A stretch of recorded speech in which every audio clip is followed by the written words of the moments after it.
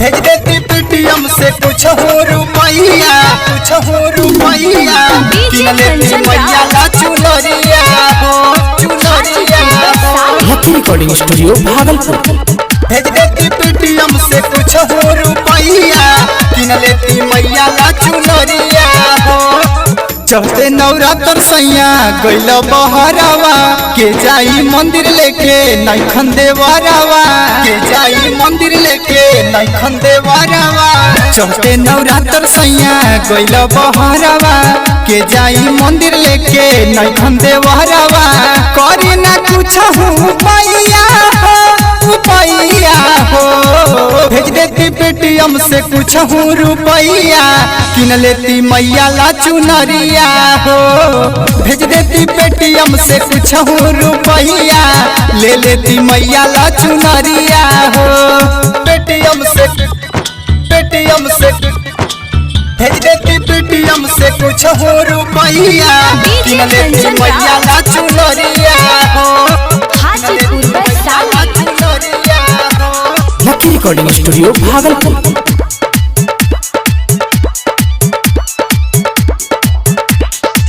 बड़ा शहर में नैखा तू घर में कैसे के जाही मंदिर आए राजा भीड़ भारी हो खेला कि लाखों नारा नारी हो खेला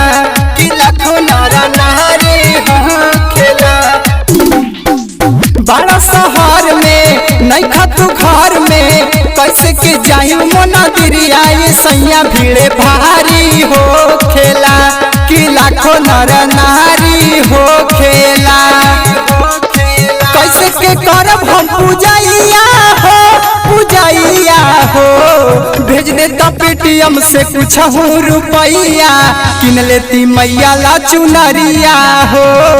भेज देती पेटीएम से कुछ रुपैया ले लेती मैया ला चुनरिया हो। लेती मैया ला चुनरिया हो। लकी रिकॉर्डिंग स्टूडियो भागलपुर। भेज देती पेटीएम से कुछ रुपैया किन लेती मैया ला चुनरिया हो। सुनी कहानवा अक्षय सजनवा गोलू के कहले रही जाएला हो नैखन जात हो मानत नैखन हमरो बात हो।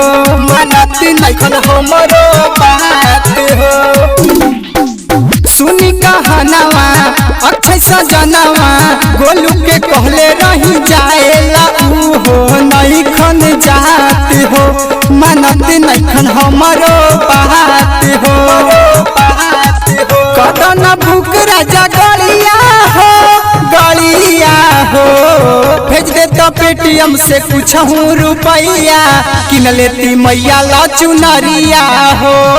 भेज देता पेटीएम से कुछ रुपैया ले लेती मैया ला चुनरिया हो।